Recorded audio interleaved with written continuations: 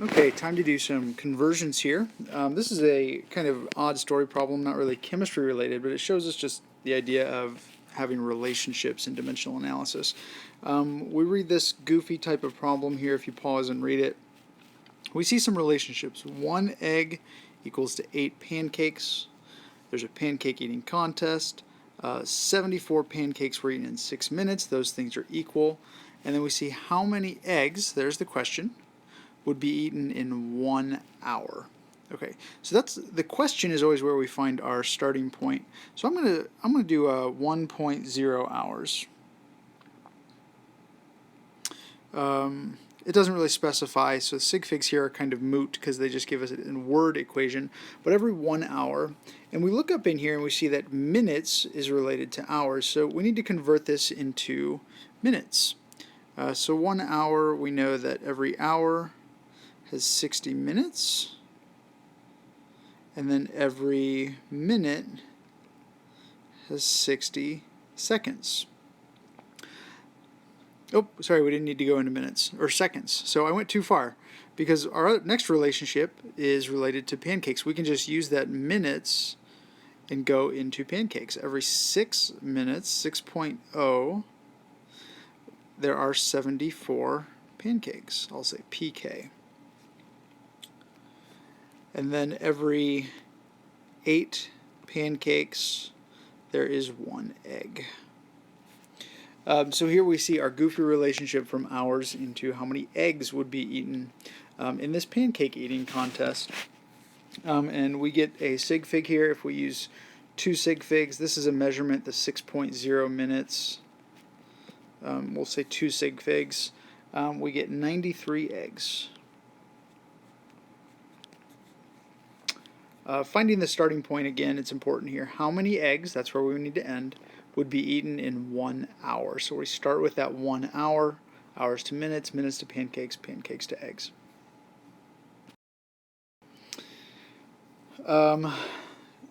Typo again. This here, how many micrometers is what that is supposed to say. Programs aren't working with PowerPoint here. How many micrometers are there in 32 kilometers? So 3.2 kilometers. If you don't know the relationship between kilo and micro, which we don't expect you to, they are related by their base unit. So as long as you go back to the base unit, which in this case is meters, you can always relate one to the other.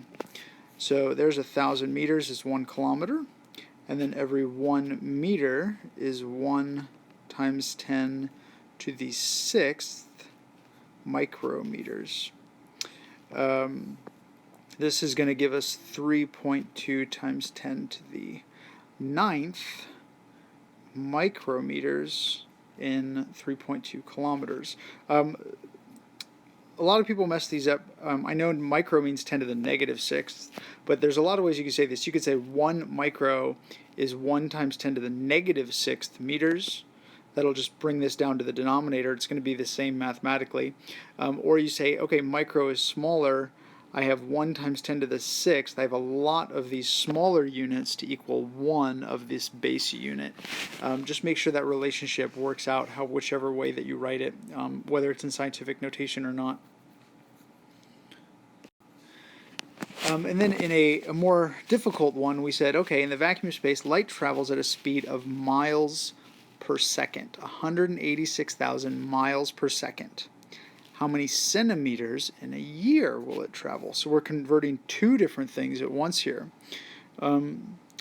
We do not want you to do this in 2 different problems. We want you to do this at one time. Miles per second. And we need centimeters per year. So let's do the miles first. You don't need to have this memorized, but every mile is 1.6 kilometers. 1,600 meters, right? If you run track, every kilometer is 1,000 meters, and you could have skipped that step if you were savvy enough. And then every meter is 100 centimeters. So we look at this first part here, miles, miles, kilometers, kilometers.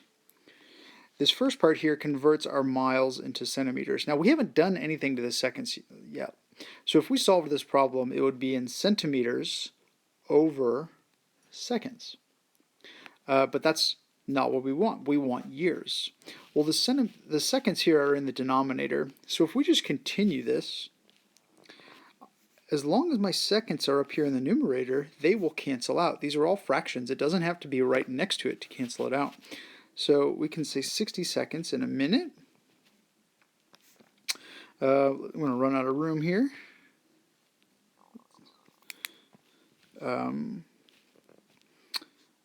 So seconds cancel out across there. 60 minutes in an hour. 24 hours in a day. And 365 days in a year. So hours are gone, minutes are gone, days are gone. They're upside down here. But what we're left with when we solve this guy is centimeters did not cancel out and years did not cancel out. So in our final answer, our units will be centimeters per year because those are the units that are left. We calculate that out and we get 9.39 times 10 to the 17th.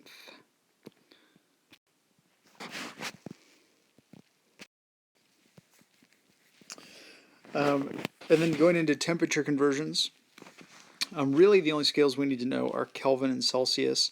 Boiling point of water on top of Long's Peak in Colorado is about 86 degrees Celsius.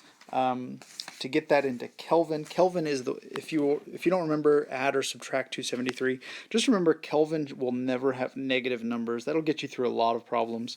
So if we subtract it here, we'd get a negative number. We want to add 273.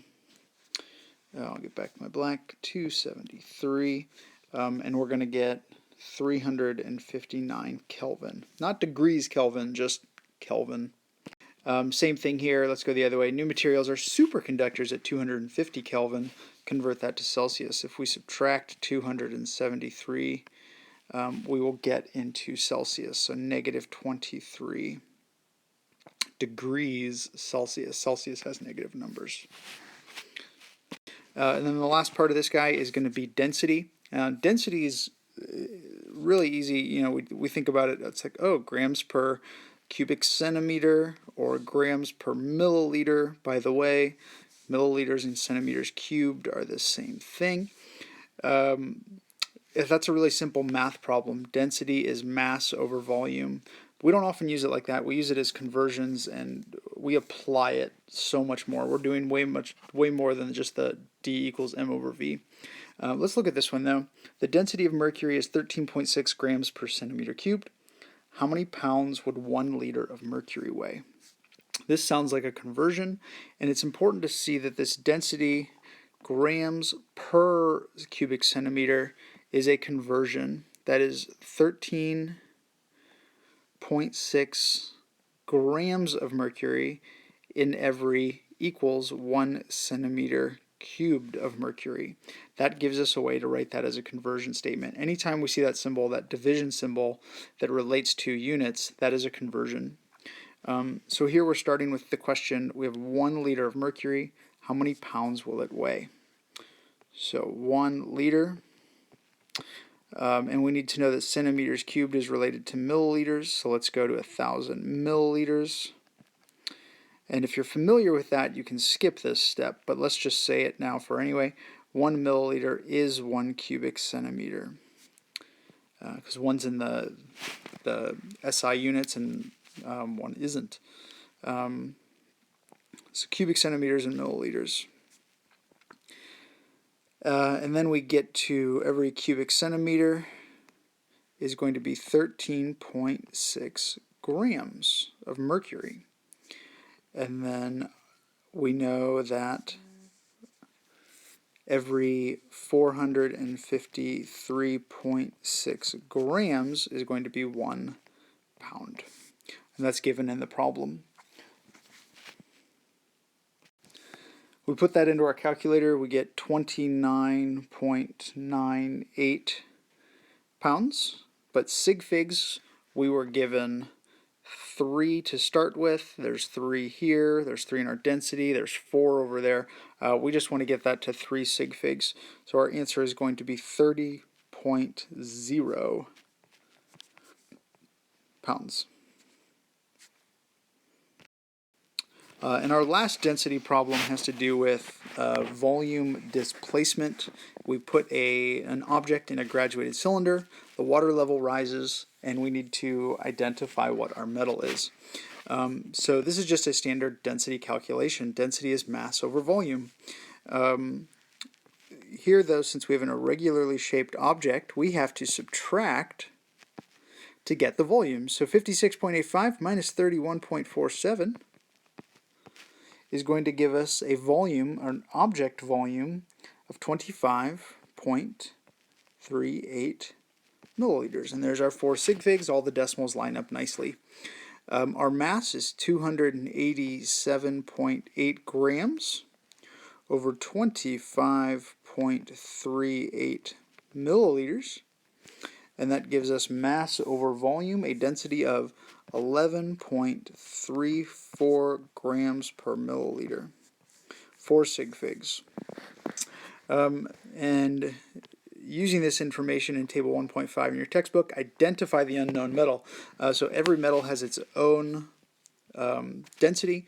We could go to that table in your book and identify it. I don't have a table handy, so I'm gonna let you do that if you care to find that in your book.